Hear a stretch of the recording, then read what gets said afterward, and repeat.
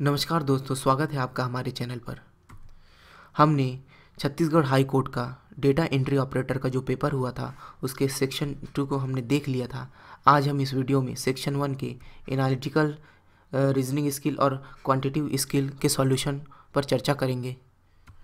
तो चलिए स्टार्ट करते हैं। तो इसमें पहला क्वेश्चन है, विषम को पृथक करें। इसमें 4 इमेज दिया हुआ है A, B, C, D। तो इसमें देखिए दोस्तों कि A, B और C तीनों में जो लाइन पैटर्न है वो एक समान है, और जो D इमेज है उसका लाइन पैटर्न अलग है जो कि कॉर्नर की ओर है। तो इसका सही आंसर हो जाएगा ऑप्शन डी। अगला क्वेश्चन है, निम्नांकित चित्र का सही दर्पण चित्र चुने। तो जब भी दर्पण चित्र की अर्थात मिरर इमेज की बात करता है तो जो इमेज राइट साइड होता है वो लेफ़्ट साइड आ जाता है, और जो लेफ़्ट साइड होता है वो राइट साइड आ जाता है। तो इसमें दर्पण चित्र में यहाँ पर देखिए जो 2 बिंदु राइट साइड है वो लेफ़्ट साइड चले जाएंगे। तो हम ऑप्शन देखते हैं, तो इसमें यहाँ पर ऑप्शन सी में लेफ़्ट साइड है और डी में लेफ़्ट साइड गया है। लेकिन डी इसमें हो नहीं सकता क्योंकि देखिए इसमें ट्राइंगुलर ऊपर चले गया है, ऊपर का नीचे आ गया है, जो दर्पण इमेज में नहीं होता है। तो इसका सही आंसर है ऑप्शन सी। अगला क्वेश्चन है, कुछ संबंध कथन की सहायता से दिखाए गए हैं। इन कथनों के नीचे 2 निष्कर्ष दिए गए हैं, आपको सही उत्तर देना है। तो इसमें कथन दिया है, निष्कर्ष दिया है। हम इसमें निष्कर्ष देखते हैं। पहला निष्कर्ष है B ग्रेटर देन R। तो यहाँ पर देखते हैं कि B इक्वल टू R है और A ग्रेटर देन R है। तो इसका मतलब है B ग्रेटर देन R होगा, 1 सही है। दूसरा है C ग्रेटर देन R। तो यहाँ पर देखिए C ग्रेटर देन B है और B इक्वल टू A है, और A ग्रेटर देन R है। तो दूसरा भी सही है। तो इसका सही उत्तर हो जाएगा ऑप्शन डी। निष्कर्ष 1 और 2 दोनों सही हैं। अगला क्वेश्चन है, ए बी से कहता है, कल मैंने अपने दादी के बेटी के एकमात्र भाई को हराया। ए ने किसे हराया? तो यहाँ पर देखिए ये ए है, तो ए की यहाँ पर दादी है ना, दादी की बेटी है और बेटी का एकमात्र भाई है। तो इस बेटी का एकमात्र भाई इसके पिता होंगे। तो ए ने अपने पिता को हराया। तो इसका सही आंसर है ऑप्शन बी, पिता। यहाँ पर अगला क्वेश्चन देखिए, ये थोड़ा सा कॉम्प्लेक्स है। गणित, जूलॉजी, बॉटनी, रसायन, भौतिक, अंग्रेजी और स्टैटिक्स 7 विषयों में से कोई एक विषय एक सप्ताह में एक दिन पढ़ाया जाता है, जो कि सोमवार से प्रारंभ होता है और रविवार को खत्म होता है। रसायन गुरुवार को पढ़ाया जाता है। अंग्रेजी, जूलॉजी पढ़ाने जाने के ठीक अगले दिवस को पढ़ाया जाता है। अंग्रेजी ना तो मंगलवार को ना ही शनिवार को पढ़ाया जाता है। रसायन और बॉटनी के मध्य केवल एक व्याख्यान होता है। 2 व्याख्यान गणित और जूलॉजी के मध्य नियोजित होता है। स्टैटिक्स ना तो सोमवार को पढ़ाया जाता है और ना ही रविवार को। तो कितने विषय बॉटनी और जूलॉजी के मध्य आते हैं? तो हमको निकालना है कि बॉटनी और जूलॉजी के मध्य कितने विषय आते हैं। तो इसको सॉल्व करने के लिए सबसे पहले हम दिनों के नाम लिख लेंगे।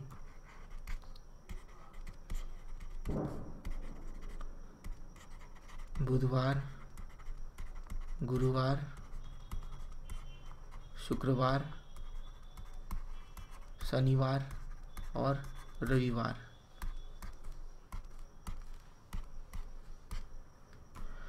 क्वेश्चन अनुसार देखें तो ये बोलता है कि रसायन गुरुवार को पढ़ाया जाता है। तो गुरुवार के सामने अपन लिख दिए रसायन अर्थात केमिस्ट्री गुरुवार को। आगे देखें तो ये बोलता है अंग्रेजी, जूलॉजी पढ़ाए जाने के ठीक अगले दिवस पढ़ाया जाता है। तो अभी यहाँ पर इसको हम नहीं लिख सकते, तो इसको अलग से लिख लेते हैं हम। इंग्लिश जो है जूलॉजी के ठीक अगले दिवस पढ़ाया जाता है। फिर आगे क्वेश्चन में देखें तो बोलता है अंग्रेजी ना तो मंगलवार को और ना ही शनिवार को पढ़ाया जाता है। तो मंगलवार के सामने हम अंग्रेजी लिखेंगे, इसको क्रॉस कर देंगे, और शनिवार के सामने अंग्रेजी लिख के इसको क्रॉस कर देंगे। आगे देखें तो ये बोलता है रसायन और बॉटनी के मध्य केवल एक व्याख्यान होता है, अर्थात केमिस्ट्री और बॉटनी के मध्य एक है। तो ये केमिस्ट्री से एक आगे एक पीछे होगा।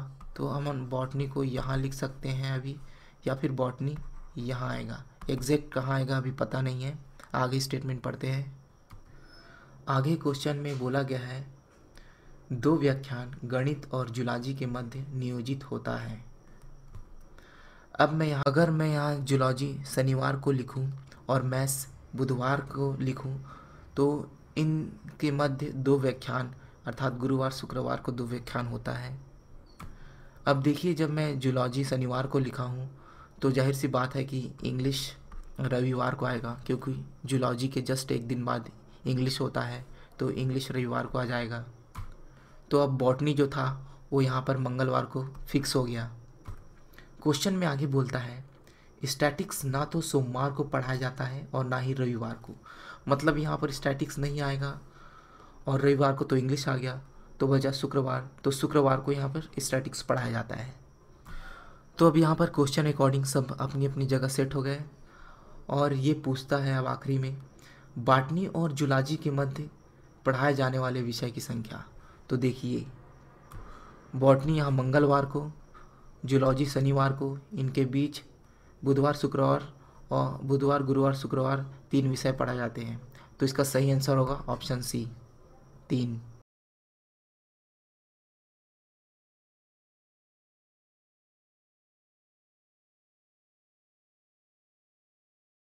देखते हैं तो हम सेपरेटली इसको फाइंड करते हैं। तो हम इसमें वर्टिकल सीधी लाइन को फाइंड कर रहे हैं, तो ये वर्टिकल सीधी लाइन जो होगी ये होगी 1 2 3 4 5 वर्टिकल सीधी लाइनें हैं, और जो हॉरिजॉन्टल सीधी लाइनें को काउंट करें तो ये होगा 1 2 3।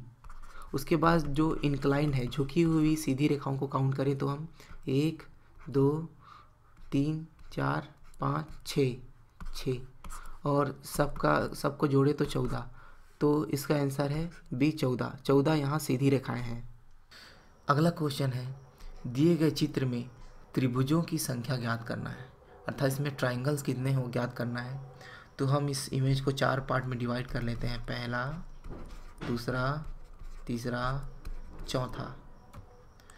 यहाँ पर जो पहला सेक्शन है उसमें ट्राइंगल की संख्या होगी, यहाँ पर देखिए 1 2 3 4, छोटा वाला और बड़ा वाला ये 5 और ये 6, तो टोटल 6 ट्राइंगल।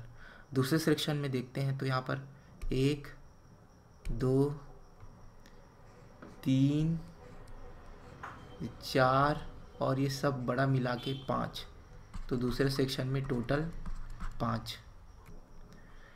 तीसरे सेक्शन में भी सिमिलर ऐसे ही 5 होगा और चौथे सेक्शन में ये ऊपर वाले की तरह 6 होगा। अब इन सबों को जोड़ दे तो यहाँ पर दोस्तों देखिए कि ये जो दूसरे और तीसरे सेक्शन में एक ट्रायंगुलर बन रहा है, पहला दूसरा, तो यहाँ पर 2 और बन रहा है। तो अब इस सब को जोड़ने पर जो आंसर आ जाएगा 24, तो इसका आंसर है ऑप्शन सी 24। अगला क्वेश्चन है पंचभुज में कितनी सममित की रेखाएं होती हैं? तो इसका आंसर है 5। इसमें 5 सिमेट्री रेखाएं होती हैं। अगला क्वेश्चन है उस विकल्प को चुनें जो दिए गए मिस्र एडवांस के वाटर इमेज से सबसे अधिक समानता रखते हैं। तो देखिए वाटर इमेज क्या होता है। वाटर इमेज में कभी भी पूछेगा तो जो लेटर मतलब जो अप रहता है वो डाउन हो जाता है और जो डाउन होता है अप हो जाता है। मानिए ये है तो इसका वाटर इमेज कुछ ऐसे बनेगा। तो इसमें से हम देखते हैं तो इसमें ऑप्शन सी और डी में देखिए दोनों वाटर इमेज फॉर्म कर रहा है, लेकिन ऑप्शन सी में सी जो है ये वाटर इमेज नहीं है, ये मिरर इमेज है, और ऑप्शन डी में सभी इसमें वाटर इमेज है। तो इसका सही आंसर होगा ऑप्शन डी। अगला क्वेश्चन है दिए गए चित्र में से वह चित्र चुने जिससे निम्नलिखित अवयवों का समूह सही तरीके से चित्रित है। दिया है घर, ईंट, बांध। तो इसमें यहाँ पर देखिए ऑप्शन बी में जो ईंट है, ईंट से हम जानते हैं कि घर भी बनता है और ईंट से बांध भी बनता है। तो ये ईंट होगा, यहाँ पर ये घर है और ये बांध है, तो इसका सही आंसर है ऑप्शन बी। अगला क्वेश्चन है दिए गए चित्र में समानांतर चतुर्भुज की संख्या ज्ञात कीजिए। समानांतर चतुर्भुज अर्थात जिसके आमने सामने की भुजाएं बराबर हो। तो इस इमेज को देखते हैं, तो इस इमेज के अलग अलग पार्ट करके हम काउंट करें तो सबसे पहले जो छोटे छोटे डब्बे हैं उनकी संख्या है 9। 1 2 3 4 5 6 7 8 9। इसके बाद हम जो है इमेज का डबल, जो डब्बे का हॉरिजॉन्टल लाइन काउंट करें तो इसकी संख्या होगी 6। यहाँ देखिए इमेज में 1 2, इसी प्रकार 3 4 5 6, और वर्टिकल जो दो डब्बों को मिला के बने इमेज की बात करें तो इसकी भी संख्या होगी 6। इसके बाद पूरे हॉरिजॉन्टल लाइन को हम लेंगे तो इसकी संख्या है 3, और पूरे जो वर्टिकल लाइन को लेंगे तो उसकी संख्या होगी 3। उसके बाद देखिए जो है ऐसा फिगर फॉर्म हो रहा है तो इसकी संख्या होगी 4, और जो पूरा हॉरिजॉन्टल लाइन का जो 2 डब्बे वाला फिगर बनेगा इसकी संख्या होगी 2। इसी प्रकार जो वर्टिकल में 2 डब्बे पूरे वर्टिकल वाला बनेगा उसकी संख्या होगी 2, और लास्ट में कंप्लीट इसकी संख्या होगी 1। इन सब को हम जोड़ेंगे तो इसका आंसर आता है 36, अर्थात इसमें सभी समचतुर्भुज जो है 36 समचतुर्भुज है। अगला क्वेश्चन है, दिए गए चित्र में यदि आयत महिलाओं को प्रदर्शित करता है, मतलब जो ये आयत है ये महिलाओं को प्रदर्शित करता है, वृत्त खिलाड़ियों को प्रदर्शित करता है, ये वृत्त खिलाड़ियों को प्रदर्शित करता है, तथा त्रिभुज इंजीनियरों को प्रदर्शित करता है, ये इंजीनियर है। तो इसमें पूछा है कितनी महिलाएं खिलाड़ी हैं परंतु इंजीनियर नहीं है। तो ये महिलाएं जो हैं, जो ये खिलाड़ी हैं 22-23, लेकिन 22 और 3, लेकिन 3 जो है ये इंजीनियर भी हैं और 22 जो है महिलाएं खिलाड़ी हैं सिर्फ। तो इसका सही आंसर है ऑप्शन बी 22। अगला क्वेश्चन है, निम्न श्रेणी में से कौन सा चित्र अगला आएगा। तो देखिए यहाँ पर इमेज दिया हुआ है सीरीज, तो इस इमेज को यदि देखते हुए चले तो देखिए इसका सही आंसर हो जाएगा ऑप्शन सी। कैसे, देखिए यहाँ पर राइट साइड की ओर लाइन गया है, यहाँ पर लाइन नहीं है, यहाँ पर लेफ्ट साइड गया है, तो यहाँ भी लाइन गायब है, और फिर जो अगला इमेज आएगा उसमें लाइन जो होगा राइट साइड हो जाएगा। उसके बाद देखिए यहाँ पर कोई एरो नहीं है, एरो अर्थात आर्क नहीं है, यहाँ पर एक आया, फिर यहाँ पर पहला दूसरा 2 आया, यहाँ पर पहला दूसरा 3 आया, तो यहाँ पर पहला दूसरा तीसरा चौथा आ जाएगा 4, इस प्रकार से।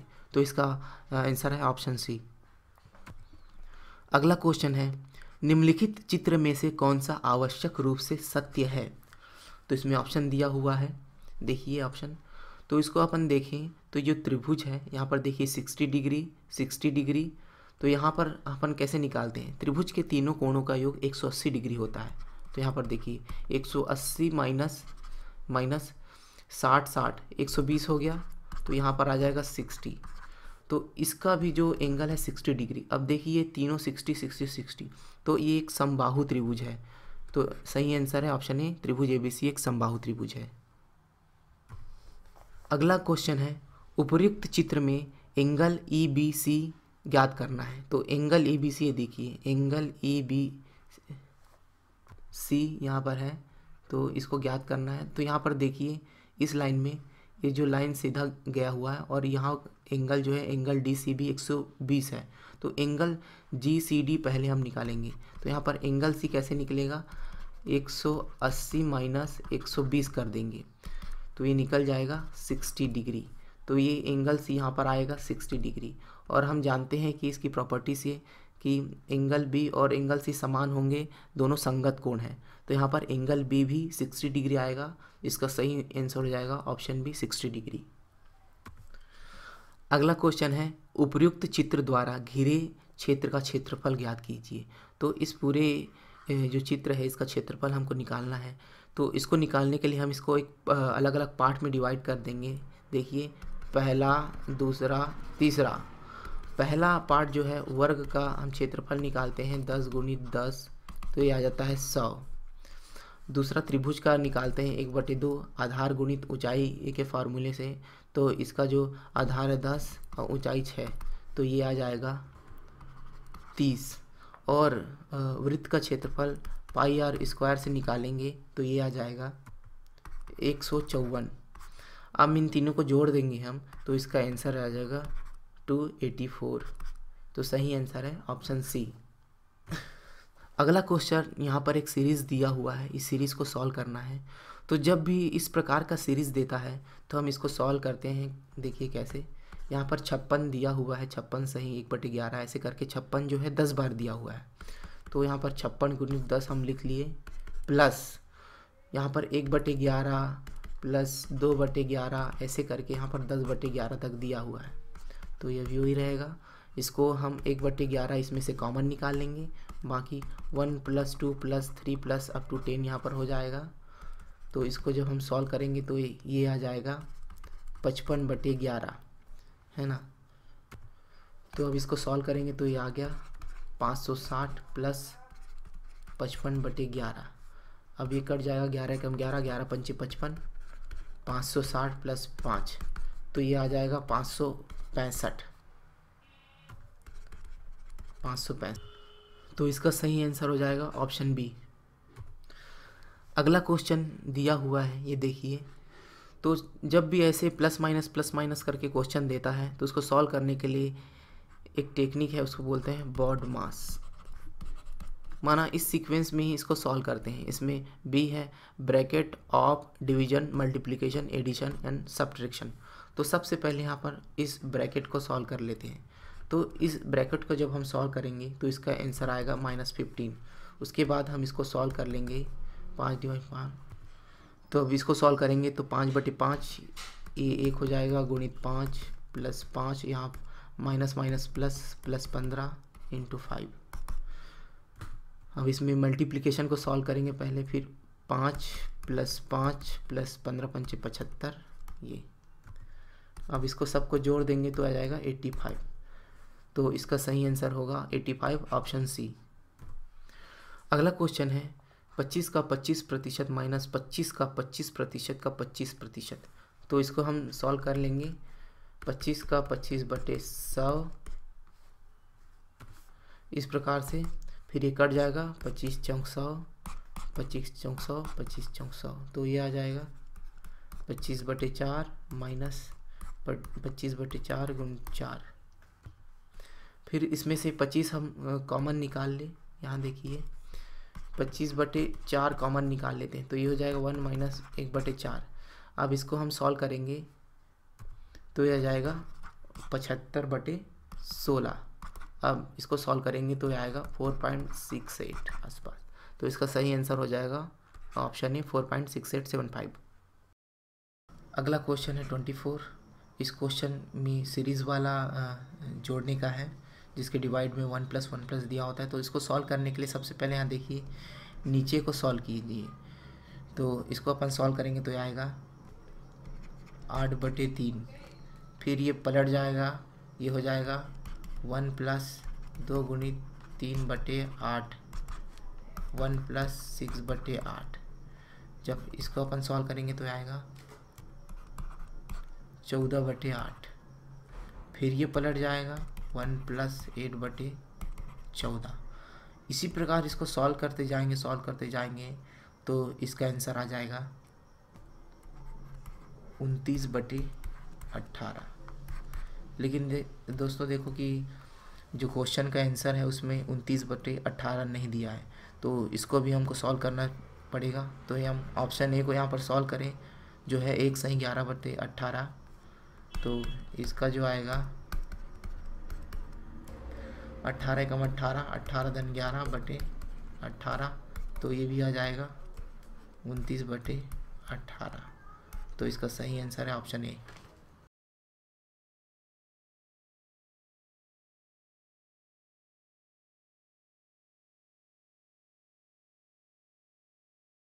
पहला, प्रथम वर्ष के लिए कोई ब्याज नहीं।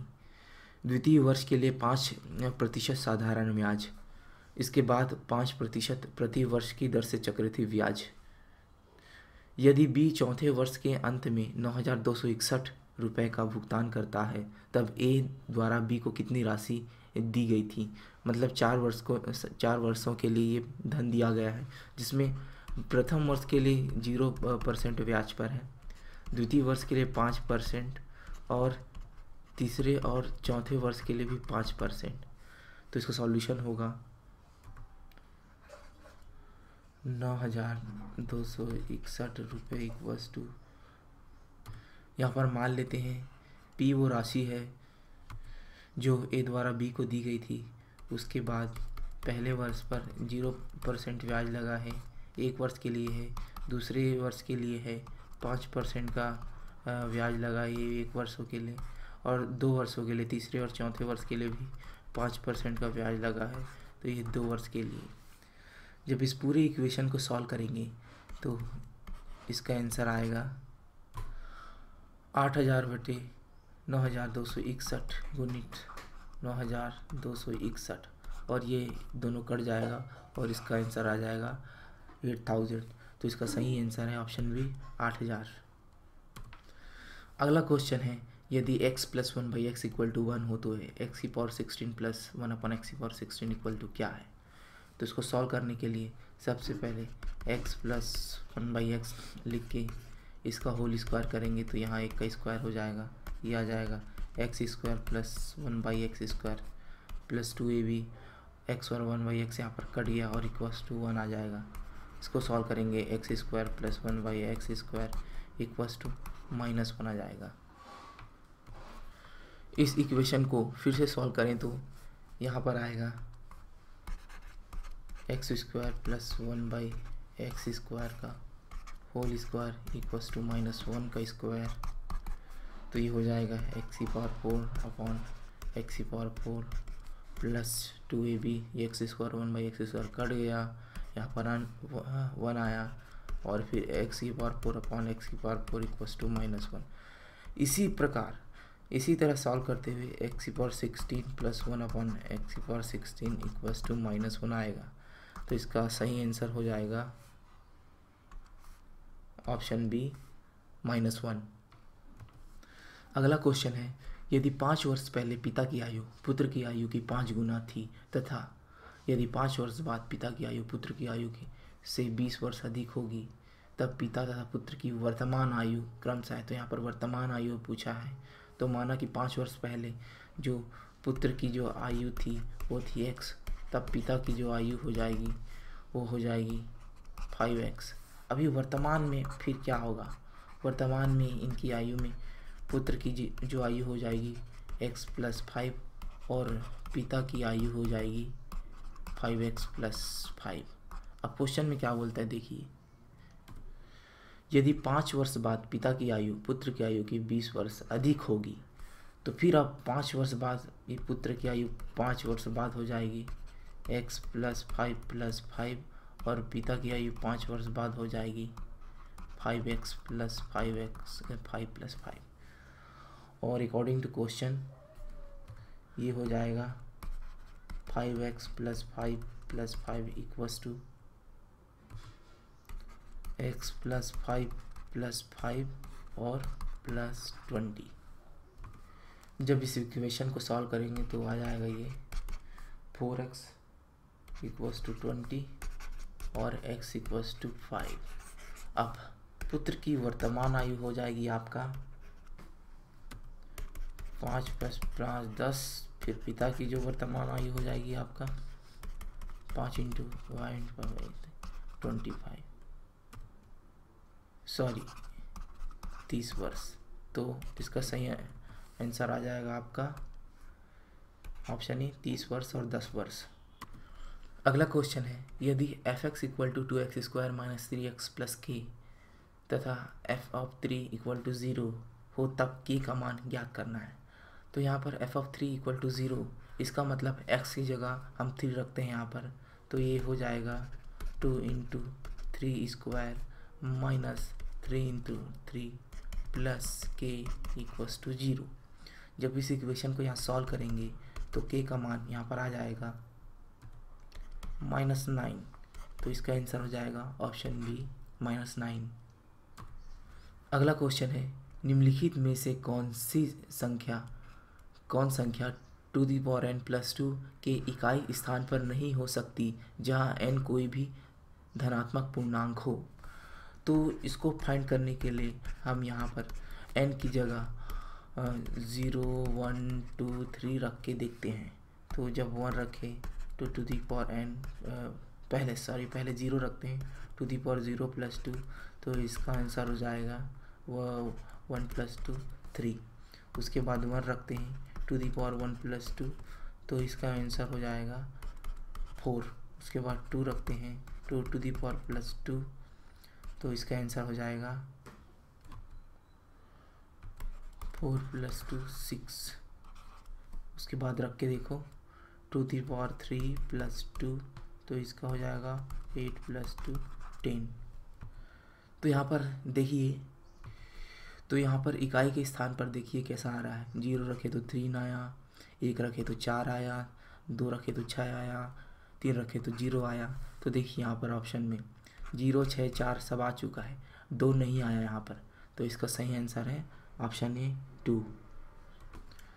क्वेश्चन नंबर 30 देखिए, f(x) = 2x + 3 और gx 3x + 2 है, तब g(f(1) का मान हमको ज्ञात करना है। तो इसके लिए सबसे पहले हम f(1) फाइंड आउट करेंगे। तो f(1) फाइंड आउट करने के लिए f(x) में x की जगह 1 रख देते हैं, 2 × 1 + 3, तो इसका आंसर हो जाएगा 5। अब g(5) यहाँ पर रखेंगे, तो इसमें रखते हैं 3 × 5 + 2, तो देखिए 5 × 15 + 2 तो 17, तो इसका आंसर आएगा 17। ऑप्शन डी सही है।